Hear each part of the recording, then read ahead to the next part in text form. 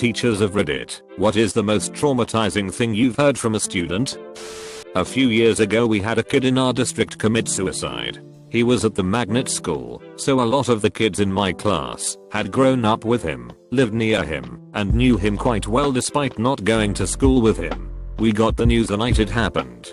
We came in early the next day to have a meeting. We had to figure out a way to explain to our kids that an 11-year-old boy was so sad he decided the only option was to kill himself. Honesty is the best policy, so after calling parents and getting the okay, we talked to all our kids together during our first period.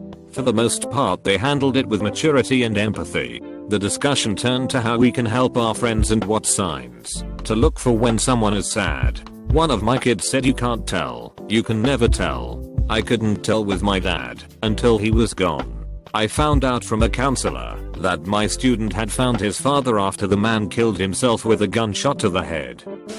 Preschool teacher here. My favorite overheard conversation took place in the bathroom, a very busy place, considering it's almost nap time and 2 classrooms are filtering through it. 2 teachers, 40-something children. A couple kids still wear diapers at nap, and I was helping them get them on, so I didn't hear how this conversation started. At some point, out of my eyesight around the corner I heard, "No, no, no, under your butt." What is that? I turn and look. Little Nora is in a full squat, hands on her knees, little pigtails and chipmunk cheeks fully engrossed on Owen's genitals with his underoos around his ankles. He does not respond. She continues, "Is that a pinky? 'Cause I have them on my hands and on my feet." "You got one on your butt. You got a butt pinky. A goddamn butt pinky. Look at a 3-year-old's penis and tell me that isn't the most apt fucking thing you've ever heard." Worked in an impoverished town and we were discussing the Scarlet Letter. One girl just blurted out that she wished the main character had had an abortion because her own mother hated her and told her she was a mistake every single day. While student teaching I had one of my dramatic juniors drop a bomb on me. Impregnant. I asked her if this is good news or bad news. She told me it's good news as the dad is 21, going to help raise the kid, and that he loves her. Taking her words as such, I asked her what he does for a job. Her reply, "He deals drugs, but only Xanax." She ended our conversation by asking that I wouldn't tell her parents as she hadn't told them yet. Yep, sounded like some good news to me. I got a call from a student telling me that B was missing, and they were going to start searching on the outskirts of town. She'd gone running and hadn't come home.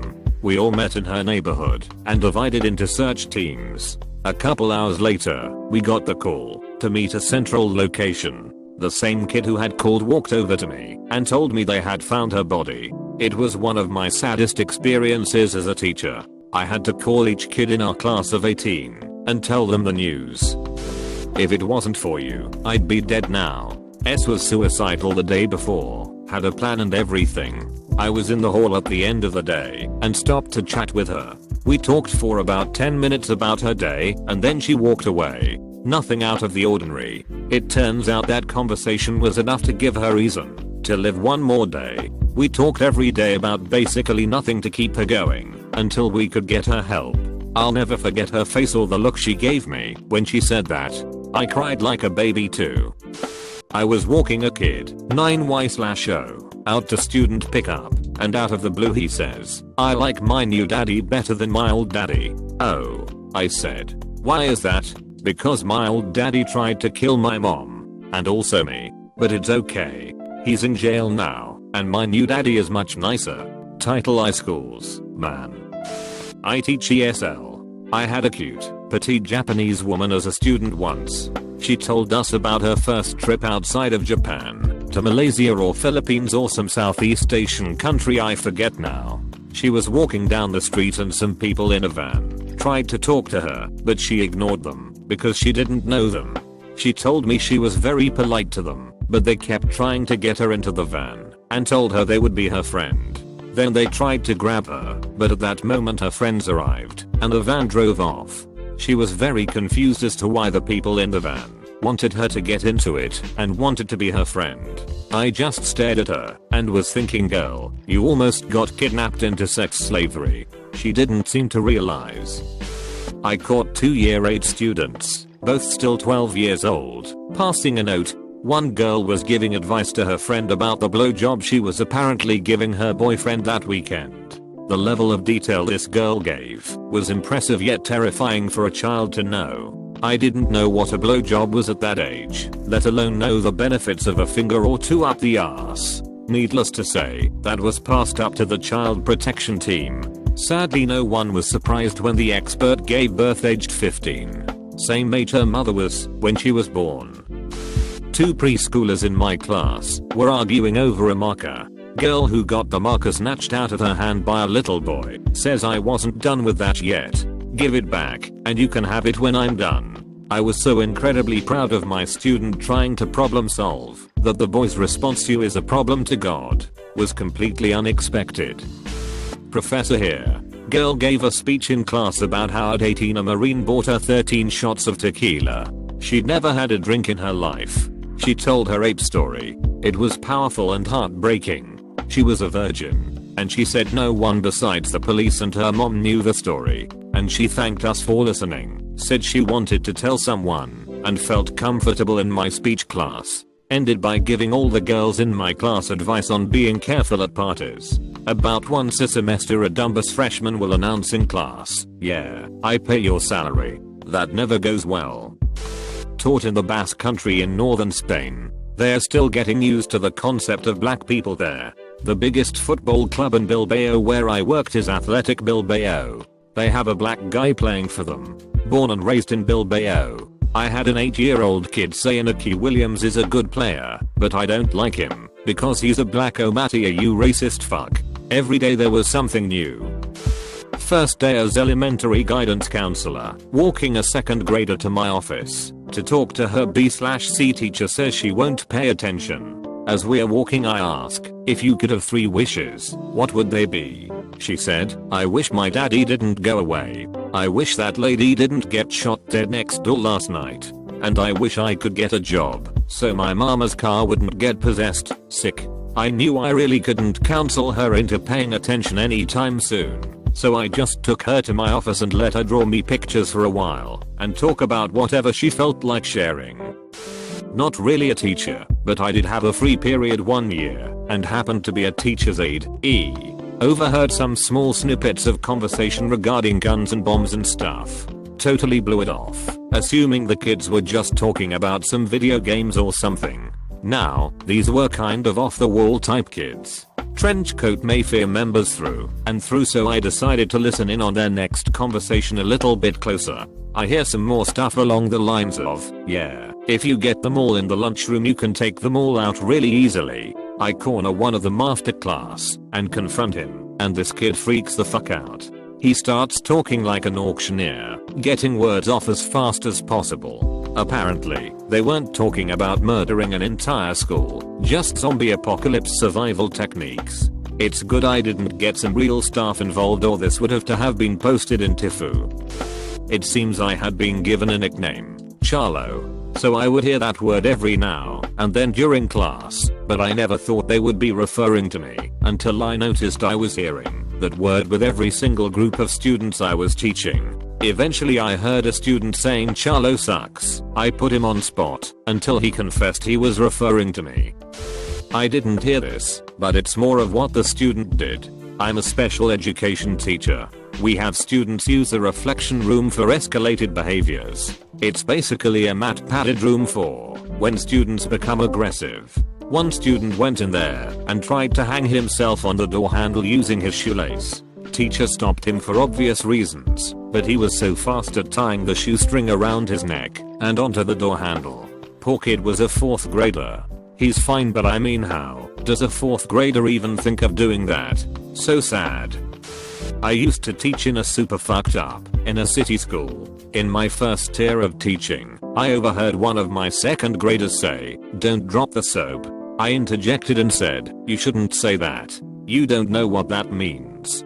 Usually, I wouldn't tell a kid what he or she does or doesn't know. I sure did hope the 7-year-old did not know what that meant though. Next thing I know, my 2nd grader is cracking up and cheerfully saying, "Miss S, that means you'll get but raped if you're in jail." He was not trying to be defiant at all. He seemed surprised it was inappropriate and perhaps may have wondered if I knew what it meant. Definitely realized how fucked that community was at that point. No childhoods at all for those kids. He was a sweet boy. I hope he is doing well. I'm drunk and feel like sharing this story. When I was a senior in high school I was committed to slacking off, because who gives a shit about high school, right? I took a class called Teen Leadership, which involved about 25 of us, grades 9 to 12, just talking about random self-esteem boosting types of stuff, while sitting on couches. Anyway, we do this assignment halfway through the semester, where we write a one-page, double-spaced, summary of ourselves. This Korean exchange student girl stands up as the last to present, and gives a speech, in broken English, that essentially distills down to all my life my father has told me, that I shouldn't bother going to school, because I'm useless and too stupid to learn. Turns out she financed her own trip to the States, to go out on her own, and educate herself away from her atrocious father. She actually taught herself all the English she knew. She started crying so hard that she couldn't finish her speech. Being the edgy piece of shit teenager I was at the time, I acted indifferent, but to this day her predicament brings me to tears, because at the time I'd never been so close to such a devastating tragedy like that. My first year teaching, I had the high schoolers sharing some personal writing, very freedom writers. Kids were encouraged to write from the heart, etc. We'd all sit in a circle and share. This girl goes into this story about how her boyfriend got her blackout drunk, then videotaped him and his friends taking advantage of her.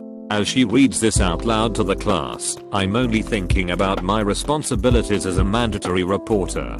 My job's on the line if I don't take stuff like this to a counselor immediately. Then she goes on to explain how the boyfriend woke her up and made her watch the video of her getting raped. She calls up an ex, who comes over and shoots the guy in the dick. After she shares this masterpiece, I search for clues that this is all in the past, something she's told others before, and all these psychos have been locked up.